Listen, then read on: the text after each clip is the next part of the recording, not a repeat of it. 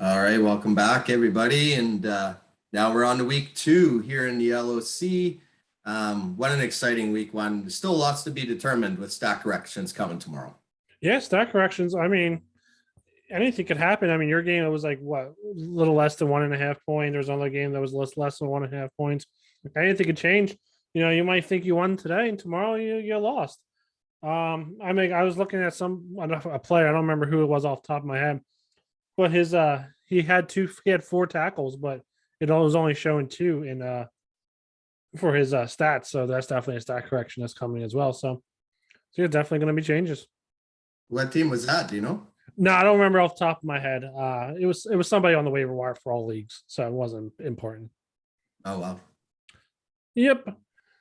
Let's go moving on right into it. We got Optimus Prime 0-1 versus the 12th man 0-1, and the headline is 2 for the loser.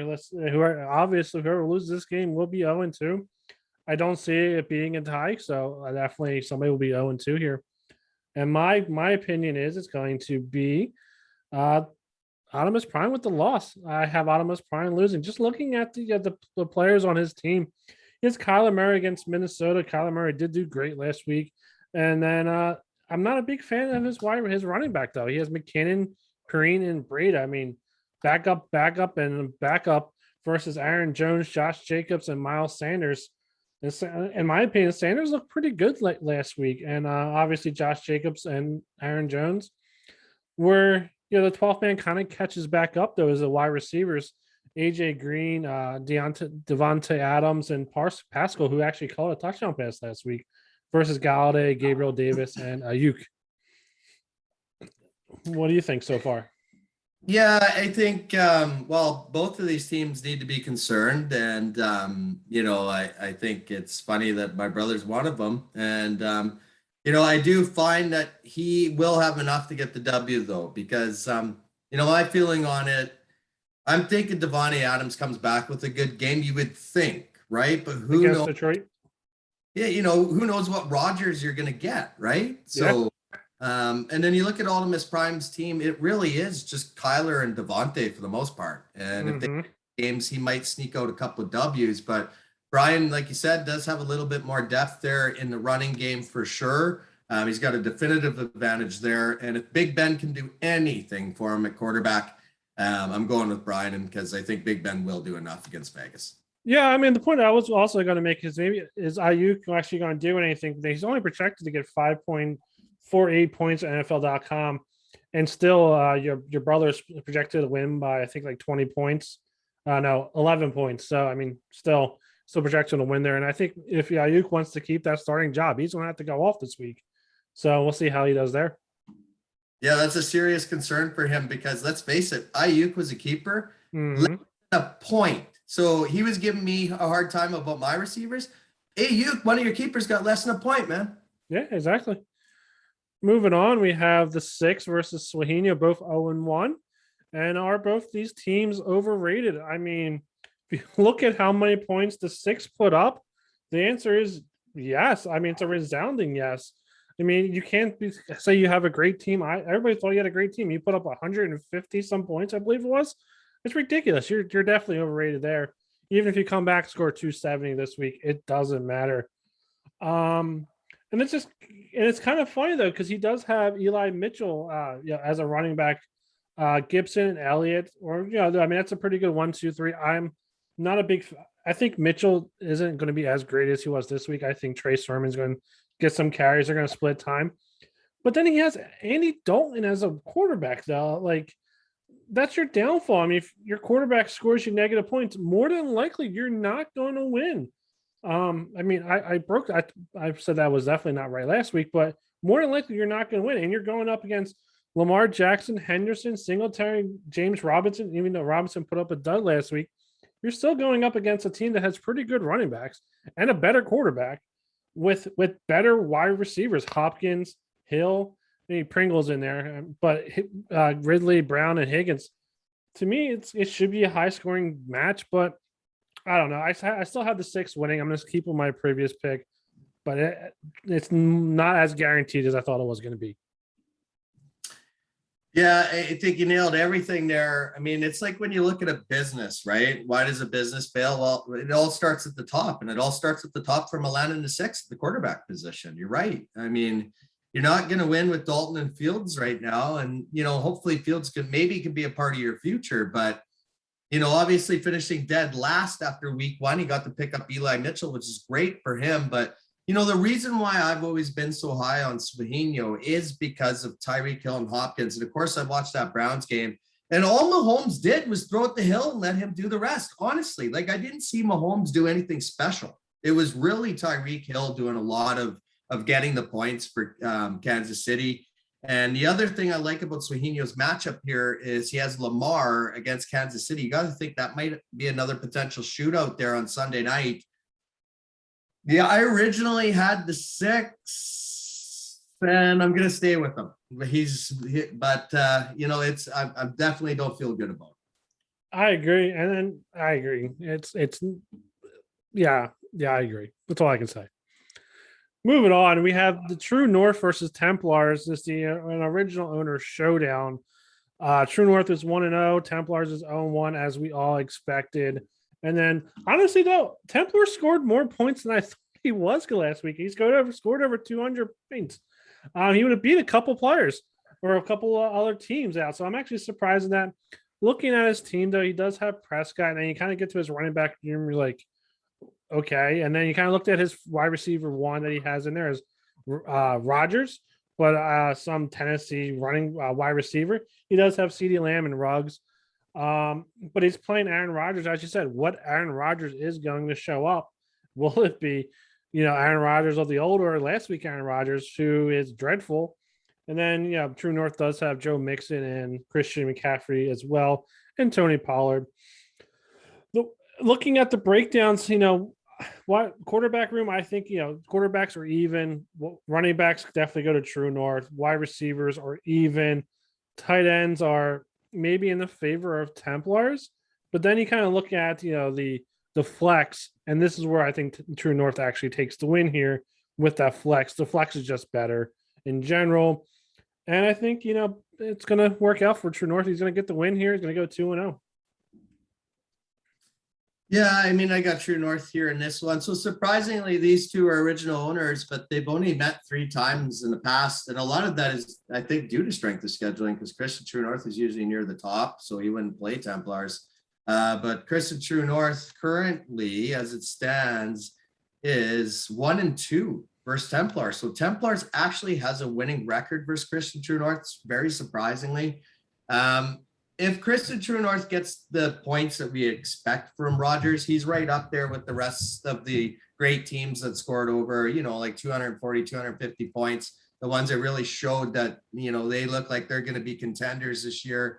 It's Templars, right? I don't think I really have to say much. Again, he still has all those Dallas linebackers. He's got DeMarcus Lawrence he has to address now. Michael Gallup went down for him on top of what, already happened with ETN.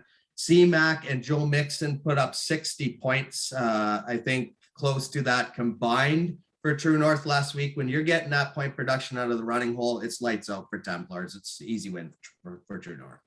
Exactly. I agree with you there. Moving on, you have the Architect versus Sabatica Spartans. I'm just going to start off with, I looked at the optimized lineups points form, and I scored number 1. Susie scored number 2, and the Architect scored number 3. If he would have set the optimal lineup, he would have scored 301 points. And honestly, how can you go against a guy who has, that's would have scored that many points the next week? So before even looking, I'm going to have to go Architect, and kind of looking at the rosters itself. He has CEH, Barkley, Jamal Williams, who I said was going to be a study. He looks every bit of that. Tannehill, I mean, it really comes down to, can he bounce back? And for him, he hopes so, because he looked dreadful, last week. Spartans does have Jalen Hurts, who I said in the LOC 2 is a bum, but he's playing San Fran. He's going to get at least 2 touchdowns. And then looking at Spartans running backs, he has Carson, Lindsey, Harris, and he does get Will Fuller back, and that's from that week 1 suspension. So he does get more firepower. but I'm going to go with Templars. I think he has better IDPs. He tells me he has better IDPs than most people. I'm going to believe the man, and I'm going to go Architect. Yeah, I mean, I really wanted to make this the shocker of the week, but I had the Architect winning before, and I still do. And a big reason for that is really Subotica Spartans matchups. Like, I look at it, and Michael Pittman, he's facing the Rams. I think that's going to be a tough matchup. Elijah Moore, same thing against New England. So we'll see. I don't think those are going to be good matchups. And then Lindsay going into Cleveland, I think, Cleveland's going to blow out Houston, I'm hoping.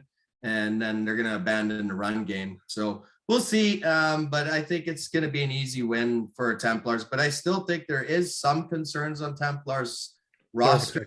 It is obviously a contending roster. And I'd like this move, the calculated risk to get Tyson Williams. You got to take a little bit of risk. Maybe he pans out. If he doesn't, it is only a 6th rounder, really. So, but yeah, I think it's in the first meeting they've ever had, it's going to be Brandon New York. Yeah, I mean, honestly, I don't know if I would have made the trade just because I think as you watched the game go on, they did give the ball to Latavius Murray more. So I don't know if I would have paid the 6, but yeah, I just said you can't bash a guy for going balls to the wall and making trades. Next up, we have Billsy Bob versus Too Good for a Name. And then will this be a statement game for the both, Commish? What do you think?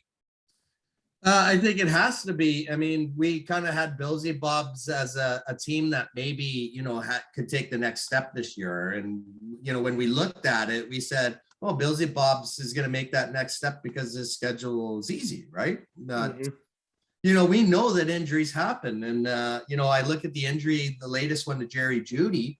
All of a sudden, I look at Too Good for a Name's depth roles, and he's got Tim Patrick now, who's going to play a critical role now, I think, into his point production. And all of a sudden, the guy I called always shitty, his lineup is starting to look a little bit more attractive to me. Darius Leonard was held out of practice today, so that'll be something that he has to watch out for. I still don't like Derek Carr at quarterback. I think the guy's dreadful, to be honest. I thought he was very inaccurate in that game. I don't know what you guys saw. When I look at this lifetime record, Billsy Bobs is 3-1 versus Always Shitty. Here's my shocker. I originally had Billsy Bobs, and my shocker is going to be Always Shitty because I would never pick Always Shitty to win. I'm picking him to win because of what's happened recently, and I don't think Goff's going to get it done for Billsy Bobs. Yeah, I mean, I did project Goff being better than Matt Stafford. They both threw 3 touchdowns. Goff threw a little bit more yards, and he also did have an interception. But as you said, Derek Carr was inaccurate, but I think he will. It's better than Goff going to Pittsburgh anyway. But then you kind of look at the running back room. Ronald Jones get over his fumbleitis and actually get some points. Yeah, he does have Eckler and Kamara. They're going to get you points there. But he's going against Melvin Gordon. I believe that's Duke or David Johnson, who doesn't really matter which one it is, honestly. Damian Williams, he actually put up decent amount of points for a backup guy catching the ball, getting a few runs. I also actually had Too Good for a Name before the season started. I'm sticking with Too Good for a Name. And the reason is I just think his flex position is a little bit better. I think they're playing, better opponents. I mean, Hasty's playing Philadelphia, and Philadelphia's run defense after those first 2 drives looked pretty damn good. Jones, he caught 2 passes, and one was in garbage time. It was in overtime, actually, I believe. It was a touchdown pass that he caught. Versus, Patrick, as you said, Patterson, who actually ran the ball a lot against the Eagles, and Harrison. I think Too Good for a Name has it there. Next up, you have BC Lions versus the Storm. Is Stan a joke? I mean, the real question was, this was going to be my shocker of the week just because of Storm, because I have Storm winning. I will always have Storm winning here. And I'm going to say Storm is going to win. I think she just has a better team, honestly. She has Russell Wilson versus Tom Brady. They're both going to put up points. Tennessee's defense looked horrible last week. And then kind of looking at the running back room, BC Lions, I mean, for as many draft picks as he had, you look at his running backs. He has McNichols, Connors, and Moss. Moss was benched. Moss was benched. McNichols is a backup, and Connors, I don't think he did as well or even close to anything that Chase Edmonds did last week. Yeah, he got 53 rushing yards, and no receptions. And then you kind of look at his wide receivers. We all know he has the best wide receiver room of Metcalf, Diggs, and Jones. But then you look at Storm's wide receivers. It's not bad at all. She has Lockett, Rondell Moore, and Josh Palmer, which is actually, I mean, it's not the best 1, 2, 3, but it's not bad. And then kind of look at the tight end. She has Gronk and Goddard. Like, I mean, BC Lions, I don't know what you did here. I know NFL has you projected to win. You're not winning, bud. I mean, I love the enthusiasm for Storm, and I kind of do think Stan's a bit of a joke. That's why I was laughing when you were talking about his running room, because you're absolutely right. When you got all those picks, but I mean, he drafted Raheem Mostert, right? So, but the reason why I have Stan still winning, and I originally picked Stan to win, is Brady's taking on Atlanta. I mean, if Hurts can shred up Atlanta, I think Brady's going to tear apart Atlanta. He could have a career night. There's concerns on BC Lions lineup. When I saw Russell Gage put up a goose egg last week, Rashad Perryman, another goose egg. Tyrell Williams is hurt in that flex spot. So, there could be some serious concerns there. And if King Henry and Najee Harris have a decent game for Storm, she could pull off the upset. But I just think the IDP room is still too good for Stan on his side, and that's why I'm going with Stan this time. Yeah, I mean, to counter your Brady point, I mean, he throws 2 touchdown passes, but they also rush for 2 touchdown passes, and they're up 28-0. They're not going to throw the ball no more, so it could be a blessing or a curse for them depending on what they do there. Very good point. Next up, we have Deuce Bombers versus you, and this is an OG matchup. It's one of the games I thought could have been a game of the week, and I'll let you talk about yourself first, and then I'll chime in. Well, I'm gonna say you were right about the wide receiver room. There's serious concerns, but I think the why my team can win this year is, again, going back to, it's either you have a ton of picks or keeper quality. And even though Josh Allen had a bad game, I still was able to pull out the W because of what Darren Waller can do as a tight end advantage for me. Antonio Brown, I'm hoping, is going to have an all-pro year. And my 3 running back monster that I kept did do what they had to do. They all got double-digit points, which is exactly what you need out of your keepers. But D-Jax and Cobb, these guys are definitely concerned. I think D-Jax only had 14 snaps, which I'm really worried about. But, I'm going to ride it out. And I think I have enough to beat Deuce Bombers because his roster's injury riddled right now. Yeah, 100%. I mean, he has Jerry Jeudy in his lineup right now. So that tells you how well he is. And then you look at his running back room, you're like, oh, yeah, he has Devin Cook. What else does he have? He has CJ Ham. And I actually had to click on this guy's name to see what his actual first name was. Patrick Richard. And I hope his name's Richard, not Richard. I mean, he got 3 points for him last week, I believe. Yeah, 3.1 points last week.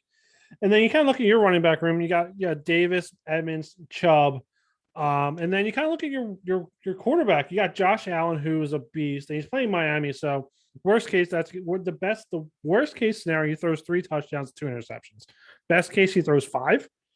Versus Matt Stafford, who's playing Indy, and I think Indy's going to come out strong. Defense got a little bit embarrassed last week, so they're going to come out strong. Wide receiver rooms, he does have Keenan Allen, Mike Evans, and Jerry Jeudy. He can probably put Mooney, St. Brown in there, or Diami Brown, who I said in the beginning, who the hell is this guy? And he got 1 point. So who the hell is this guy? And then you kind of look at the tight ends. It's Ian Thomas and Trotman. And Trotman got, I think, 2-3 points versus Waller. And it doesn't really matter if you have another wide receiver tight end, because you have Waller, who got 19 targets last week. And the answer is yes, you're going to win. That's my pick, and I'm just going to move on from there. Next up, we have BC Barenaked Ladies versus Green Lightning.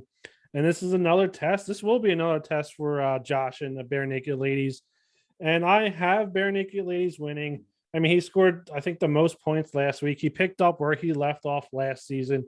The Deuce keepers are a beast. He can draft. I mean, even with Cousins as your quarterback, you can put up points. You definitely have a good team.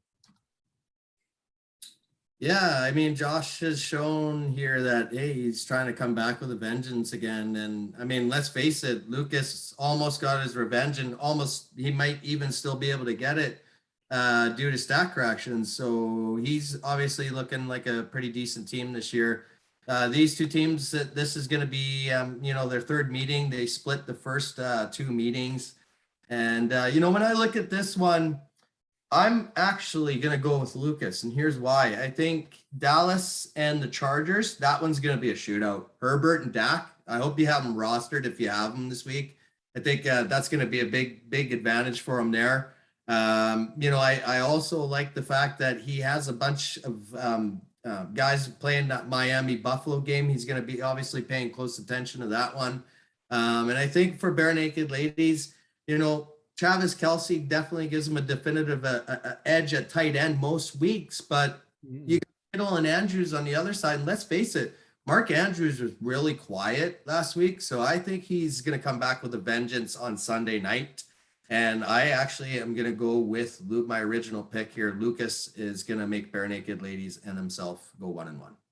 Yeah, I mean, I can see that. I mean, Kirk Cousins versus Arizona. Arizona is going to put up points, so Cousins is going to have to throw the ball.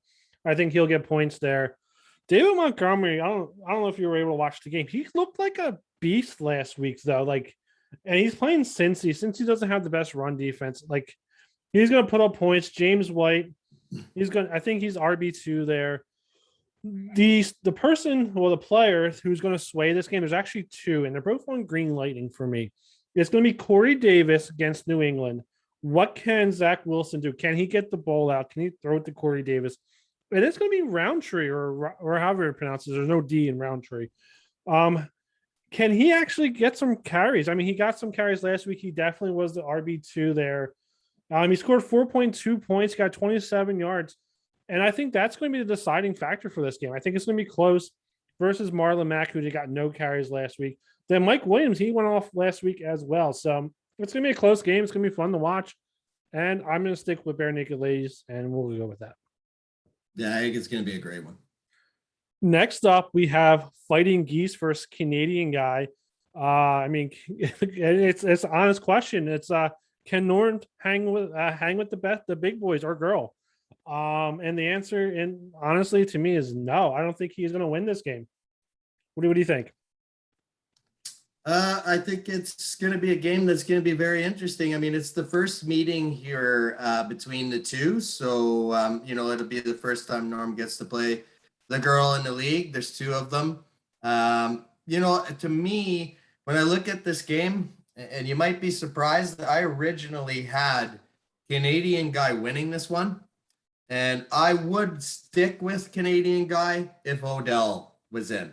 But because Odell won't be there, again, that's a major piece of the offense. I think that'll hurt him. I mean, obviously, he's got Trent Sherfield and Sermon that he can put into his lineup to make his team much better. And I think that definitely is cause for concern for Suze, because I think, again, Mahomes against Lamar, that's going to be an offensive shootout on Sunday night. So we should expect some big points for Canadian Guy there. And I think Winston's going to have a much harder time putting up points in Carolina. So it's going to be very, very close game. And that's why I think it was a decent nomination for Game of the Week, because it's a much tighter decision than it looks. But I think Susie's just going to win slightly over Canadian. Yeah, I mean, I know you say he could put Trey Sermon or Sherfield in. In my opinion, he has to put both in because he has Amir Abdullah in his lineup right now. And I think he needs to actually put both of those players in to even have a decent lineup. But just looking at the flex, I mean, Boyd, Callaway, and Pitts. I mean, Callaway was a bust last week, but I think he bounces back. And Pitts and Boyd are pretty good versus Pharaoh Brown, who got 9 points last week, mind you. Barrows, who I believe scored a couple, also 9 points. And then he also has Hamler in, who with the Jerry Jeudy injury is going to get bumped up, though. So it's going to be a shootout. But where I actually see this winning is the Patrick Mahomes versus the Jameis Winston. He's playing Carolina, but Winston looked really good last week versus, Green Bay, who has a decent, passing defense. Plays Carolina this week. I think he's going to put up these similar points, maybe not 5 touchdowns, maybe 4 or 3. But Mahomes, I don't think he's going to be able to put up 4 touchdowns against Baltimore's secondary. And I think that's where the win's going to come in. And I have Fighting Geese winning. Next up, I believe this is what everybody voted for the game of the week, or at least this is what you're saying is the game of the week. It's the Age Crew versus Fallen Misfits, and it's the battle of the surprises. Yeah, I mean, for me, I had 2 players score -1 points, and I still was able to squeak out a win. And yeah, the Age Crew, I mean, his team's looking pretty good as well. What do you think? I thought it was crazy that Age Crew won by 1.04, and I hope he gets to keep that win.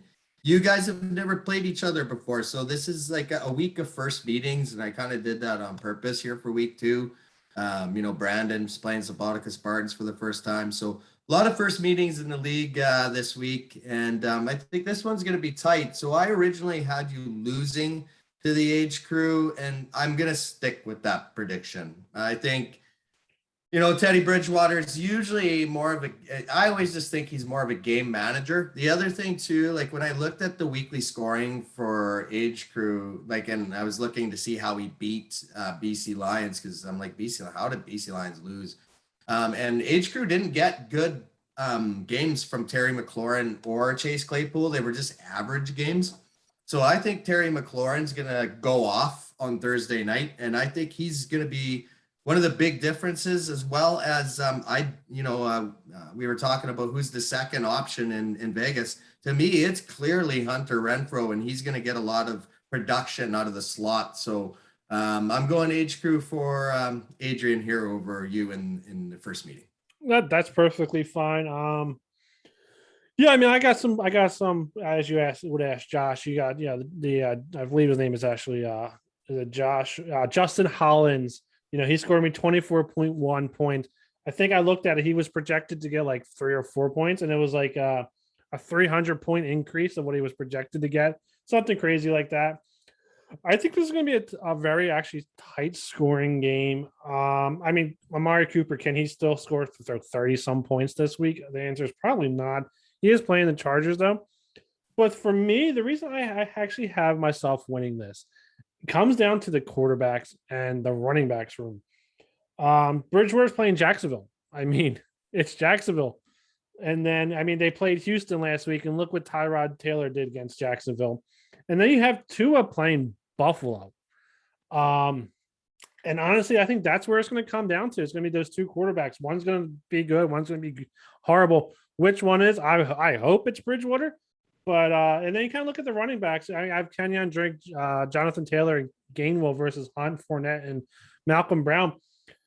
Can Gainwell get some touches? I mean, he definitely got more touches than Boston Scott last week, and Kenyon Drake is playing the Rams. So it's going to be tough. It's going to be a shootout, and it's going to be exciting. I hope it goes into Monday night, you know, where I have some players playing, he has some players playing, and kind of rooting like we did last week in the last play of regulation, where Brian Edwards got down on the 1-yard line and saved me for the win. So it's gonna be tight. It's gonna be great, and I have myself winning. Yeah, you know what I think might be interesting, and I might throw out a bold prediction here, just because it would create a lot of drama and a lot of storylines. What if Buffalo loses to Miami and they go to 0-2 to start the year? Nobody would have saw that coming. What if Allen actually really is struggling? Like, you know, maybe it wasn't Pittsburgh's defense, and Miami's defense is nothing to sniff at. So it's going to be interesting. That's going to be one game I'm watching for sure, Miami Buffalo. I agree with you.